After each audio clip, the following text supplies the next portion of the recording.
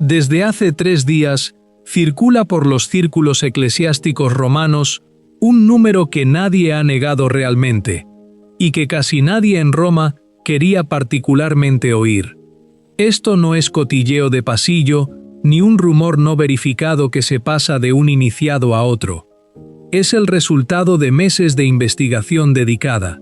Concierne a los cardenales de la Iglesia Católica, y toca algo que todo el mundo asume simplemente como verdadero cada vez que se imagina a un príncipe de la Iglesia, una asunción que, según esta investigación específica, resulta no ser ni de lejos tan segura como la mayoría de la gente cree.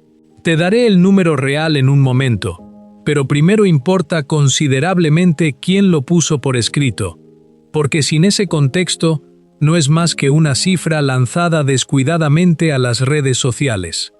Su nombre es Francesco Capozza. Es el corresponsal vaticano del diario italiano Il Tempo. Y durante años se le ha considerado uno de los reporteros vaticanos mejor informados que trabajan hoy en Italia. No es una voz marginal o periférica que opera en los márgenes del periodismo vaticano. Dice que dedicó meses a esta investigación específica, consultando directamente seminarios, universidades pontificias y congregaciones religiosas. Luego publicó sus hallazgos en unas pocas líneas concisas, y a partir de ese momento, todo lo demás en esta historia siguió. Más del 65% del actual colegio cardenalicio, escribe, no conoce ni media palabra de latín. Nunca lo han estudiado, nunca lo han comprendido. 2 cardenales de cada 3. Y el latín, hay que recordarlo de inmediato, no es simplemente una lengua más entre muchas para la Iglesia Católica. Es su lengua oficial, la lengua en la que se escriben y promulgan formalmente sus leyes. Capozza no se detiene en esa única cifra. Añade que la mayoría de estos mismos cardenales ni siquiera hablan inglés, confiando en cambio únicamente en su propia lengua nacional nativa. Esta es una segunda observación distinta de la primera, y reporta un detalle específico adicional que golpea aún más fuerte que cualquier cifra porcentual. Algunos cardenales que concelebran la misa en la propia Basílica de San Pedro, informa, aparentemente no habrían sido capaces de recitar correctamente ni siquiera el canon romano de la misa, la plegaria eucarística central que se sitúa en el corazón mismo de la vida litúrgica católica. Luego llega la porción más dura de su declaración, y hay que dejar claro desde el principio que estas palabras específicas le pertenecen enteramente a él, no a este canal. Habla de una grave herencia dejada por el pontificado anterior. Escribe que se dieron a la Iglesia cardenales ignorantes, hombres carentes de cualquier cualificación genuina o mérito real, e inconscientes de que el latín es la propia lengua oficial de la Iglesia. Añade que muchos de ellos carecen de competencias específicas y esenciales. Ninguna base sólida en derecho canónico, ninguna base sólida en teología, ninguna base sólida en liturgia. Estas son acusaciones extremadamente pesadas y deben dejarse reposar con el hombre que las formuló. Y cierra con una advertencia directa dirigida al pontificado actual. Esta, escribe, es la Iglesia de hoy. Y si León XIV no limpia la casa, el resultado será un desastre aún mayor que los 12 años anteriores juntos. Aquí, sin embargo, la honestidad exige declarar algo que casi nadie que comenta esta historia ha dicho realmente con claridad. Capozza no ha publicado ninguna documentación de apoyo para esa cifra específica del 65%. No hay listas publicadas. No hay individuos nombrados.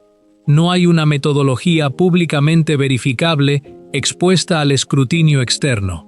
Está su propia palabra, y está su propio trabajo de meses reportado, y por ahora, nada más que eso. Esto necesita declararse con total claridad antes de seguir adelante. El teólogo alemán David Berger, que recogió y amplificó esta historia, hace no obstante una observación que carga un peso genuino.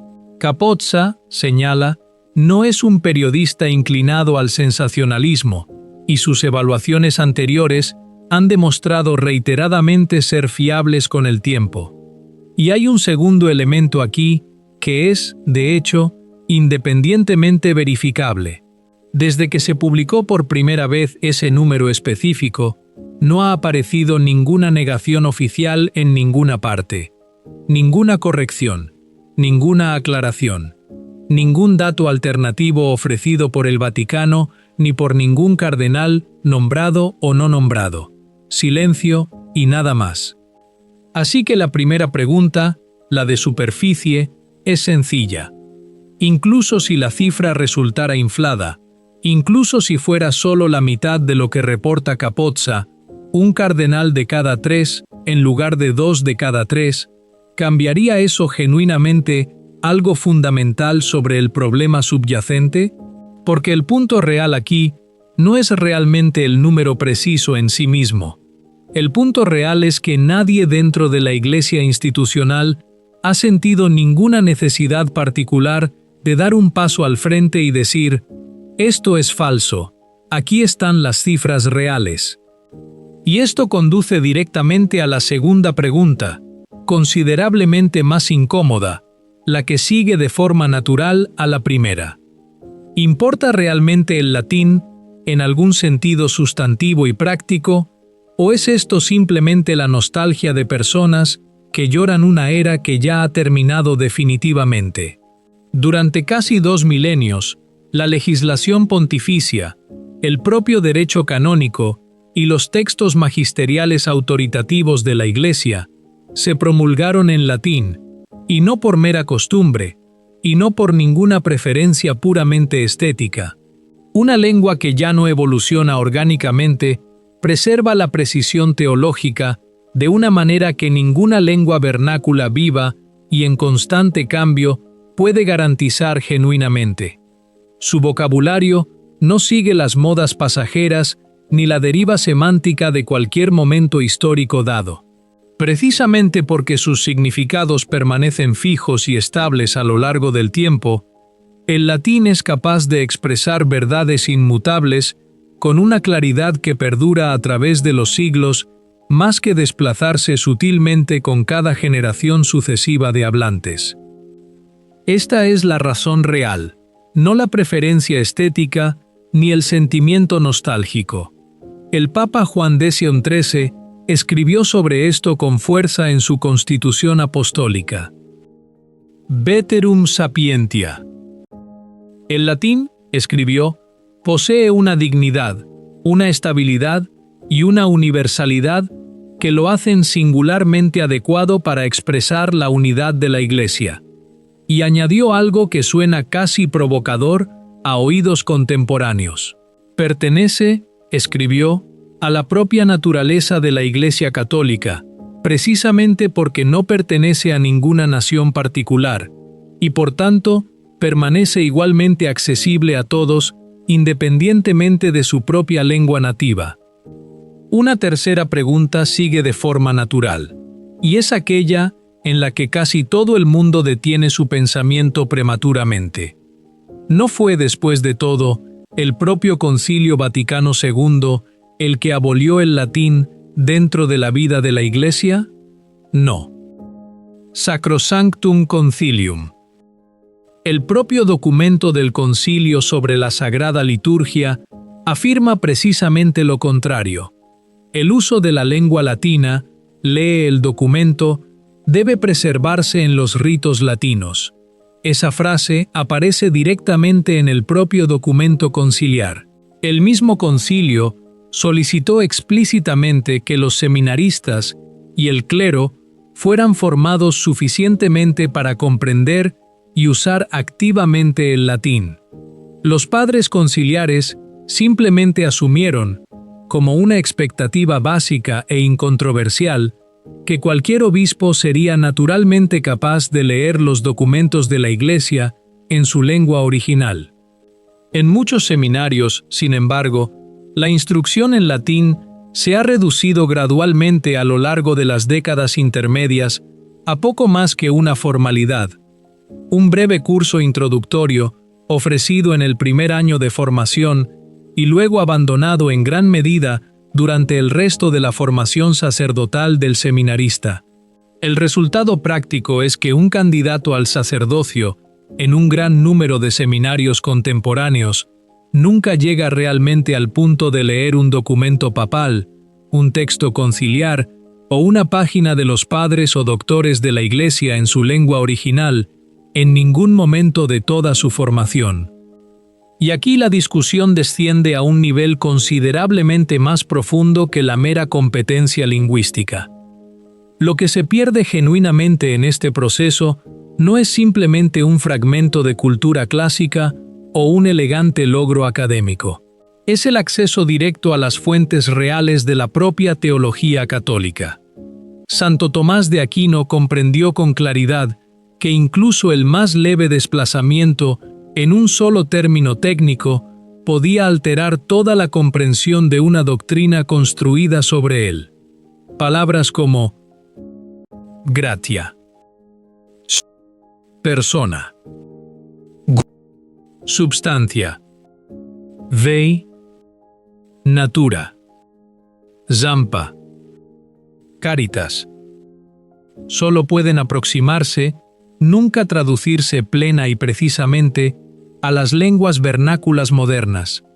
Cada traducción contiene ya dentro de sí misma una elección interpretativa, por sutil o bien intencionada que sea. Precisamente por eso, la Iglesia siempre ha compuesto sus textos doctrinales definitivos en una lengua cuyos significados no se desplazan ni derivan con el paso del tiempo. Y ahora llegamos al núcleo real del asunto, el punto en el que toda esta historia deja de ser una mera curiosidad para los eruditos clásicos y los entusiastas del latín, y se convierte en un problema genuinamente concreto y trascendental para la vida ordinaria de la Iglesia. La primera encíclica de León XIV no apareció, como había sido siempre la práctica tradicional antes de él, en un texto latino autoritativo que sirviera como punto de referencia oficial para cada traducción posterior. Se publicó en cambio simultáneamente en múltiples lenguas modernas, sin un único original latino que funcionara como el texto definitivo y rector contra el cual las diversas versiones vernáculas pudieran medirse y reconciliarse.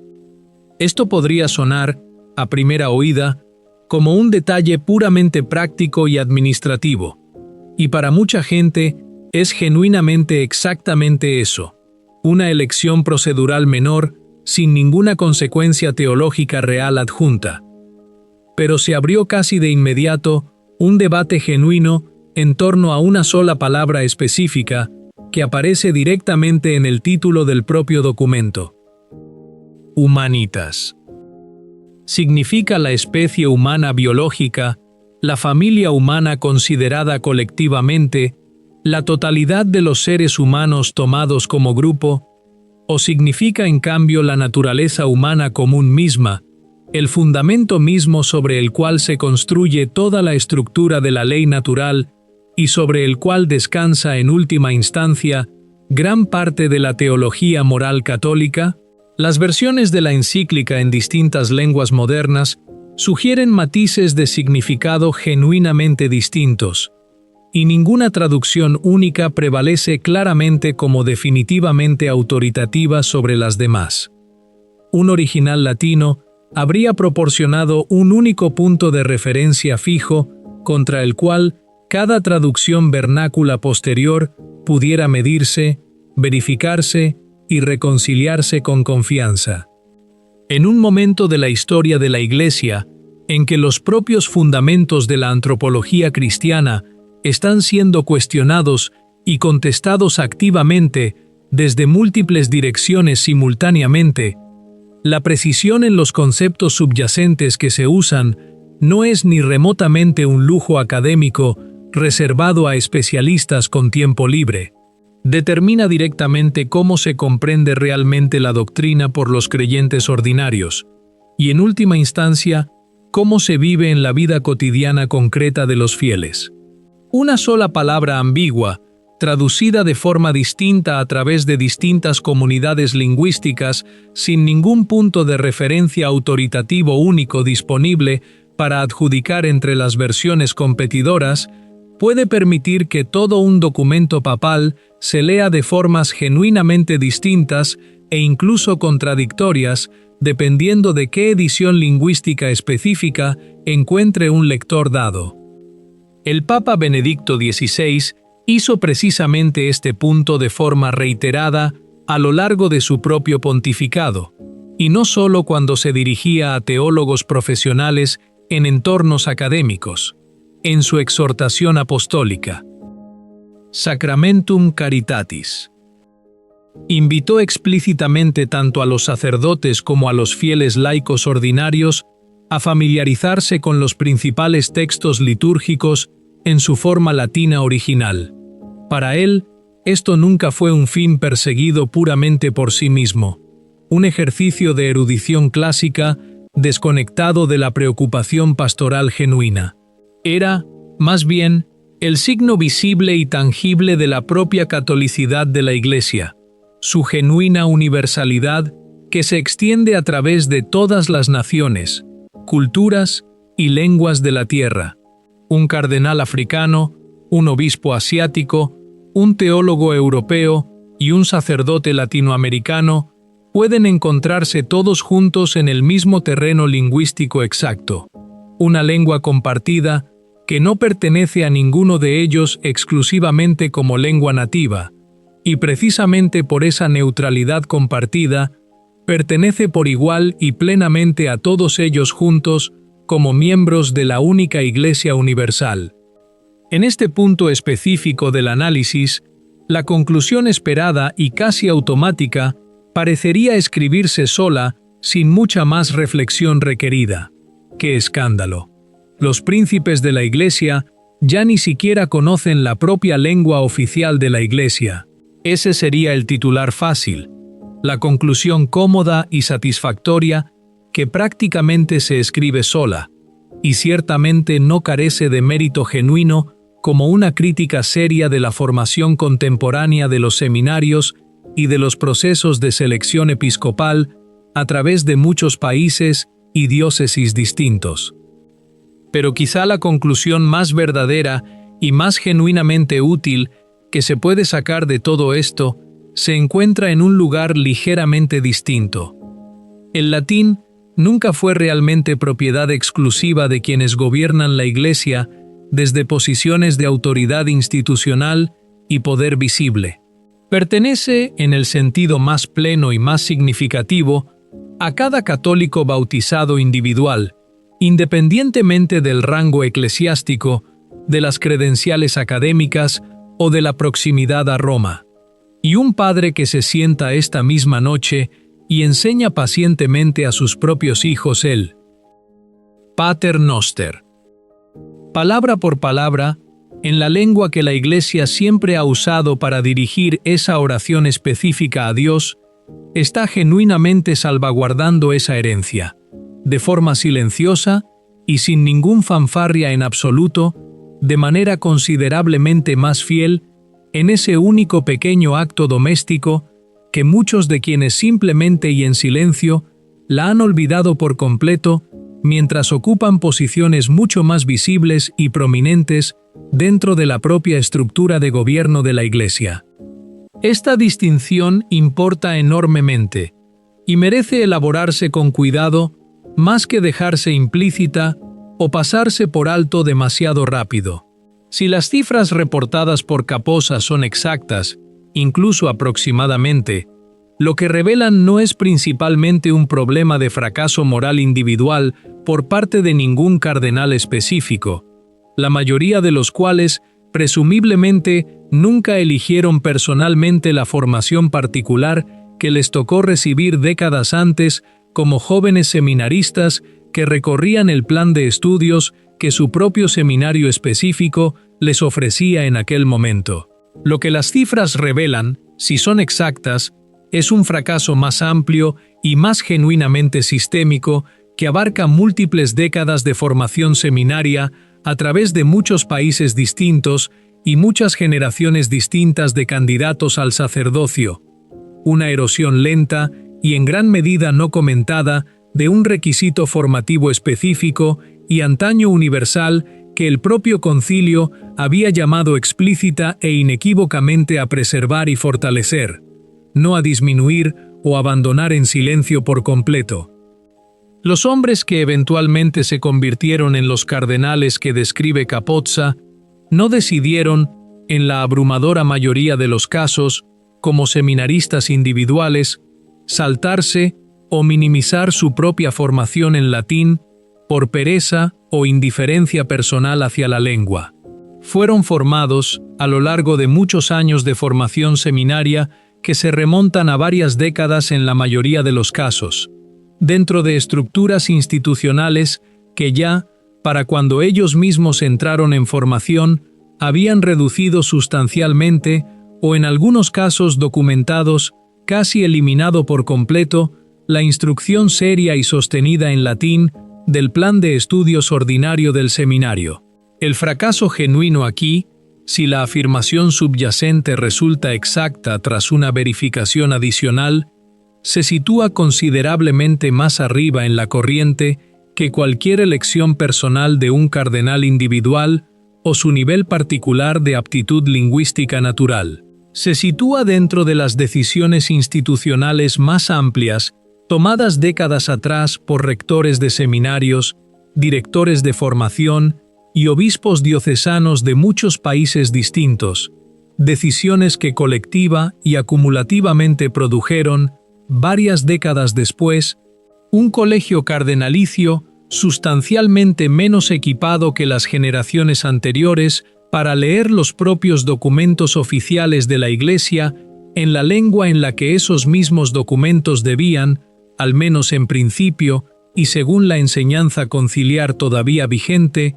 componerse. Precisamente por eso la segunda pregunta planteada anteriormente en este vídeo, si el latín importa realmente de alguna forma sustantiva, o si toda esta preocupación equivale a poco más que sentimentalismo nostálgico, merece tomarse con genuina seriedad más que desestimarse demasiado rápido como una preocupación meramente estética o sentimental. Lo que está en juego aquí no es principalmente de carácter estético, concierne a algo considerablemente más trascendental, a saber, la capacidad demostrada y continua de la Iglesia de preservar la precisión doctrinal a través del paso del tiempo y a través de la enorme diversidad de lenguas vernáculas habladas por sus propios más de 1.000 millones de miembros dispersos por todos los continentes de la Tierra. Una Iglesia cuyos propios más altos funcionarios de gobierno ya no pueden acceder de forma fiable a sus textos fundacionales en su lengua original y más precisa se convierte, gradualmente, y quizás sin que nadie lo pretenda plenamente o siquiera lo note mientras ocurre, en una Iglesia cada vez más dependiente de la traducción, y cada traducción, como este vídeo ya ha señalado, lleva inevitablemente dentro de sí misma algún grado de interpretación, por cuidadosa, bien intencionada y hábilmente ejecutada que sea por quienes la producen. Nada de esto, hay que decirlo con claridad y sin cualificación, constituye un argumento de que los cardenales individuales que casualmente carecen de fluidez en latín son de algún modo personalmente indignos del oficio y de la dignidad genuina que detentan dentro de la Iglesia, o que su propio juicio pastoral, sabiduría espiritual y santidad personal están automáticamente comprometidos o disminuidos por esta laguna lingüística específica y ciertamente significativa en su formación general. Muchos eclesiásticos genuinamente santos y pastoralmente dotados a lo largo de la larga historia de la Iglesia han servido a los fieles con distinción real y evidente, a pesar de poseer solo una facilidad formal limitada en latín. Pero la preocupación específica y más institucional que la investigación reportada por Capozza plantea realmente es algo distinta en carácter de un simple juicio personal sobre la dignidad o idoneidad de cualquier cardenal individual para el oficio. Concierne a si las propias estructuras de gobierno de la Iglesia, en el nivel institucional más alto, retienen un acceso suficiente, directo y sin mediación a sus propias fuentes fundacionales, suficiente para salvaguardar genuinamente el tipo de precisión doctrinal que papas desde Juan de Cerese hasta Benedicto XVI han insistido cada uno, a su manera distinta y a lo largo de muchas décadas, de forma consistente y reiterada, que realmente importa, y que importa considerablemente más de lo que muchos católicos contemporáneos, formados casi enteramente dentro de un entorno litúrgico y teológico exclusivamente vernáculo, pueden haber realizado o apreciado plenamente nunca. El silencio que ha seguido a la afirmación publicada originalmente por Capozza, que ahora se extiende a lo largo de varios días, sin ninguna negación oficial, corrección o aclaración procedente de ningún rincón del Vaticano, ni de ningún cardenal nombrado o no nombrado en su reportaje, es en sí mismo, como este vídeo ya ha sugerido, una forma de información por derecho propio, incluso en la completa ausencia de cualquier documentación de apoyo publicada de forma independiente y plenamente verificable para su afirmación numérica específica.